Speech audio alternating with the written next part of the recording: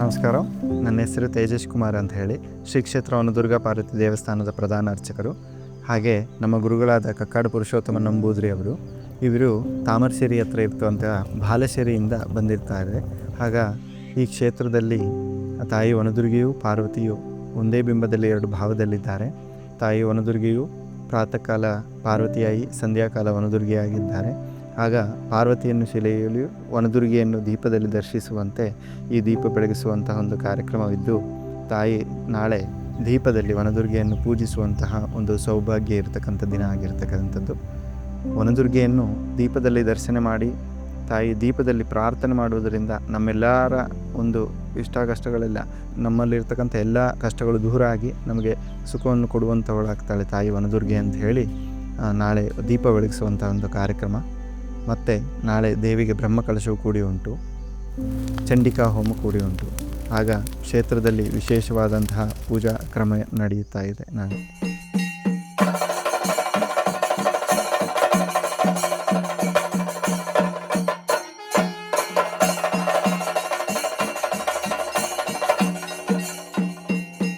അപ്പം ഈ ക്ഷേത്രവാദികളിൽ പൂജ നടക്കുന്ന സമയത്ത്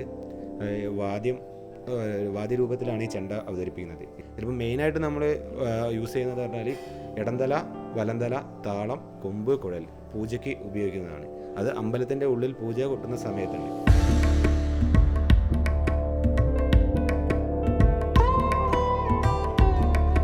ನಮಸ್ತೆ. ನಾನು ಇಲ್ಲಿ ದೇವಸ್ಥಾನಕ್ಕೆ ಬಂದಾಗಿಂದ ಶ್ರೀ ಕ್ಷೇತ್ರ ವನದುರ್ಗ ದೇವಿ ದರ್ಶನ ಮಾಡಿದಾಗಿಂದ ನನಗೆ ತುಂಬ ನೆಮ್ಮದಿ ಸಿಕ್ಕಿದೆ. ಬೇಸಿಕಲಿ ನನಗೆ ನೆಮ್ಮದಿ ಸಿಕ್ಕಿದೆ, ನನ್ನ ಆರೋಗ್ಯ ಚೆನ್ನಾಗಾಗಿದೆ, ನಾನು ಅಂದ್ಕೊಂಡಿದ್ದೆಲ್ಲ ನಡೆದಿದೆ. ಅಮ್ಮನ ಆಶೀರ್ವಾದದಿಂದ ಎಲ್ಲ ಚೆನ್ನಾಗಿದೆ.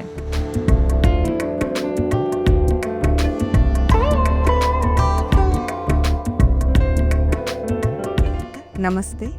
We have been coming here since 4-5 years and we have received lot of positive energy from Goddess, and this Goddess has helped us in real tough times. I feel whenever I come and go, I'm taking only positive energy with me, especially with the blessings of Goddess and guidance of Purohit Tejas. We have really found divine way to connect with the God after coming out. Thanks a lot.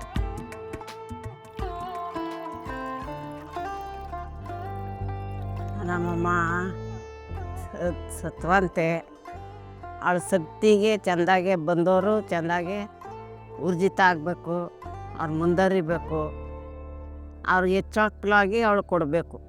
ಆ ಅಮ್ಮನ ಶಕ್ತಿ ಭಕ್ತಿ ಎಲ್ಲ ಅವ್ರಿಗೆ ಕೊಡಬೇಕು.